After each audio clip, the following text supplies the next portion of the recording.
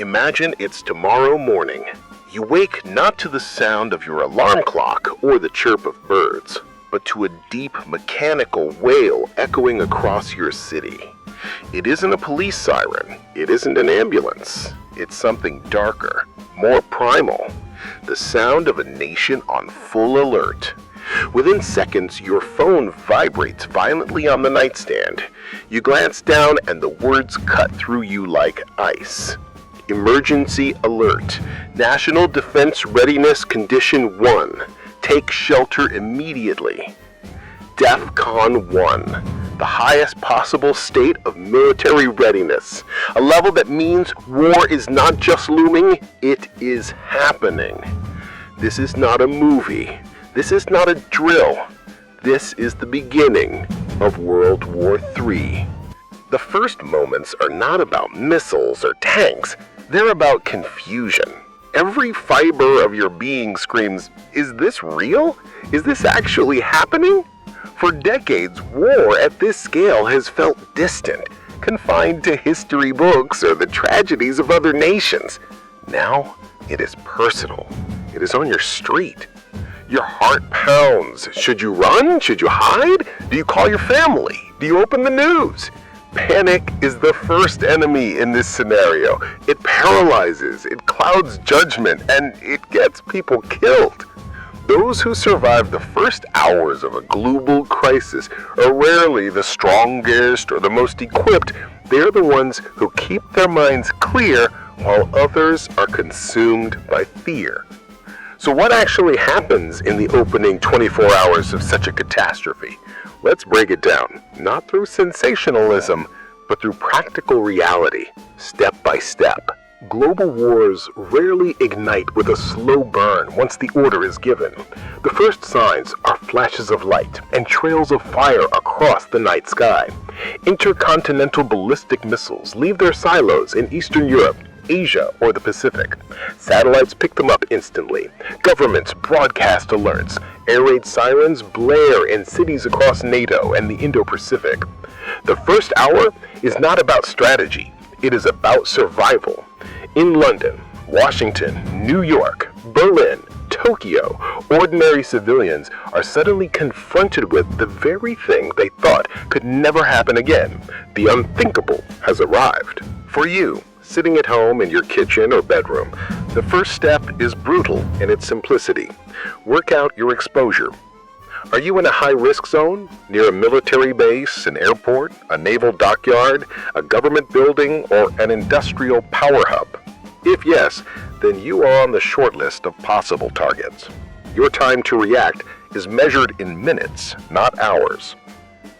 If you are in the countryside, in a small town far from key infrastructure, your risks are lower. Paradoxically, staying put might be safer than joining the streams of cars rushing for motorways that'll quickly clog with terrified civilians. In these moments, you must think as a strategist, not a spectator. Look at a map of your area. Ask yourself, if you were an enemy planner, would you target here? If the answer is yes, then your window for action is already closing. Modern society collapses first not because of bombs, but because of logistics. Within hours, supermarkets become danger zones. Fuel stations run dry, power grids falter. The shelves will be stripped bare by panic buyers. If you are prepared, your first move is to fill every container in your home with water. Bathtubs, sinks, pots, even buckets. It doesn't matter if it is clean or pristine. Once municipal systems shut down, that tap will run dry and stay dry. Food comes next.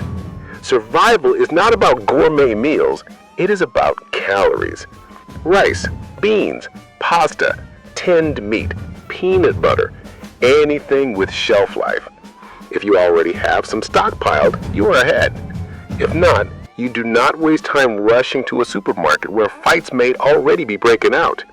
Your priority is safety first, calories second. As missiles fly, so too do cyber attacks. Power plants go offline. Mobile networks jam. Social media fills with fake news faster than truth can travel.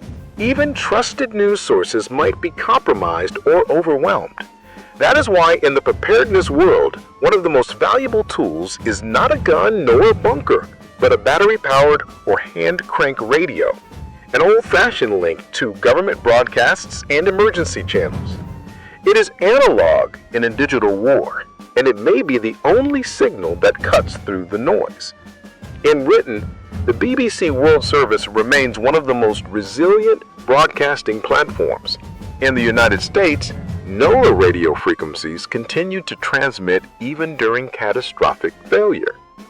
These lifelines may tell you whether to shelter, to evacuate, or to brace for impact. The average person has never prepared a bug-out bag. But in the opening phase of a global war, having the basics can mean the difference between order and chaos in your own household. What belongs inside? Identification documents, a passport, a driving license, cash in small notes, prescription medication, ideally 30 days worth, a flashlight, extra batteries, a power bank, a first aid kit, durable clothing for warmth and protection, hygiene supplies. Picture this kit not as a luxury, but as a lifeline. If you had to leave your home within 10 minutes and live out of your car, or even a stranger's basement for a week, what would you take? That is the measure. The next stage of survival is not isolation, it is connection. Families, flatmates, friends, everyone you care about must have a rally point, a place to meet if phone signals vanish. Write down important numbers on paper. Don't trust a fragile phone screen that could fail at any second. In the UK, it might be a community center in a nearby village. In the US, it could be the local school gymnasium or a church. Somewhere recognizable, reachable, and safe enough to act as a hub. Even minimal communication, a whispered plan with a neighbor, doubles your odds. Because while war is global, survival is local. The first half day of World War III is chaos. Cities echo with sirens, broadcasts, rumors, and the muffled sound of explosions in the distance. By now, the initial panic has either hardened into resilience or descended into despair. This is where mindset is as important as any tool or supply. To freeze is fatal. To deny reality is suicidal. To act with calm clarity is survival. Preparedness is not paranoia. It is responsibility. In both Britain and America, the cultural reflex is often to trust the system, to assume help will come. But in global war, the system is shattered. Emergency services are overwhelmed. Hospitals flooded with casualties. Police triaging calls instead of answering them. You cannot wait for rescue. You must be your own first responder.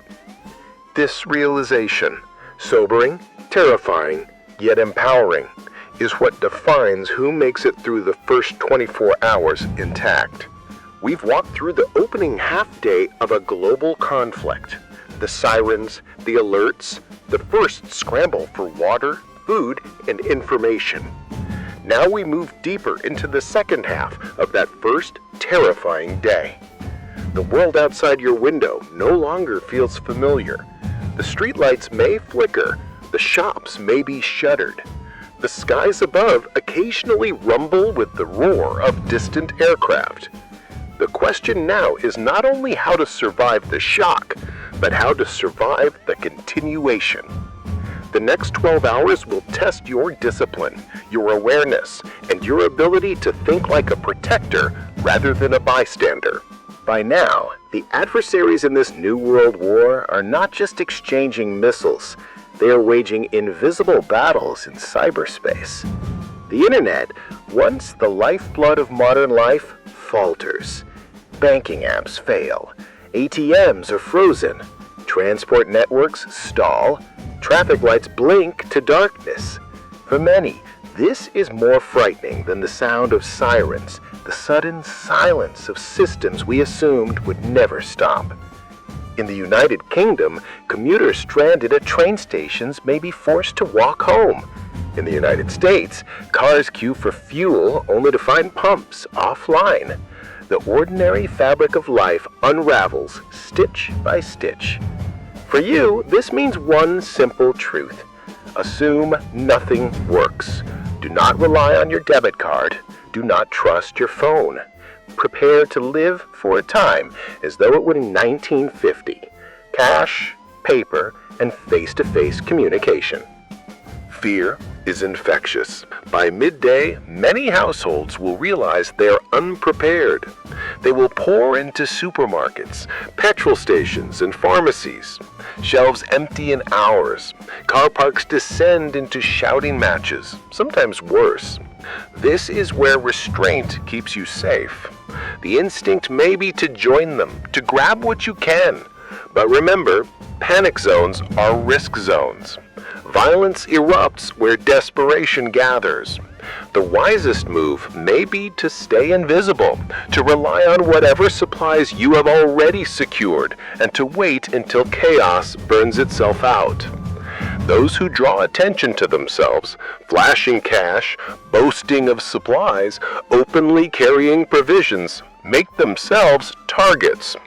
In both Britain and America, the lesson is the same. Blend in.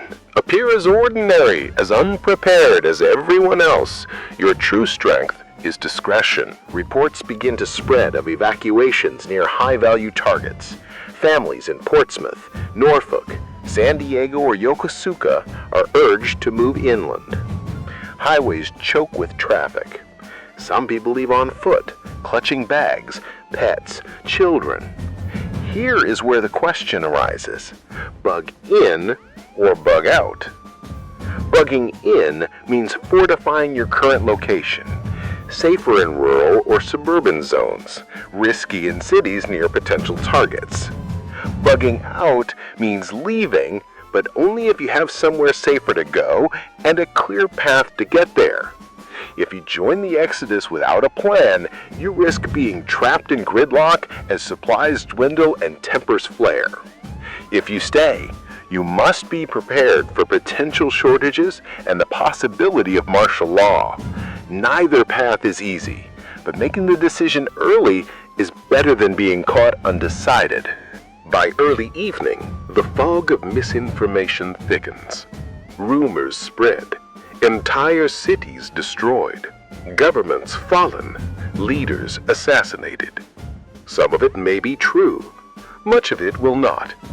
Here, discipline is crucial. Anchor yourself to confirmed broadcasts, whether the BBC, government radio, or trusted emergency channels. Ignore the noise of unverified social feeds. In an age where truth is weaponized, clarity is survival. Families must now talk openly. Children will be frightened. Partners will be exhausted.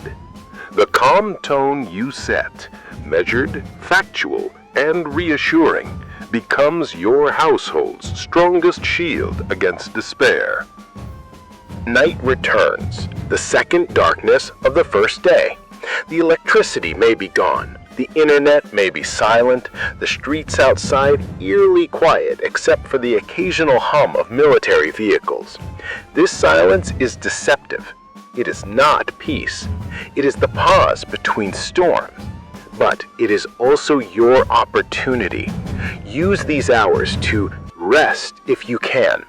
Even a short sleep renews clarity. Reassess supplies. How much water, food, light, and fuel remain? Reconfirm your plan. Where will you go if ordered to evacuate? Where will you meet if separated?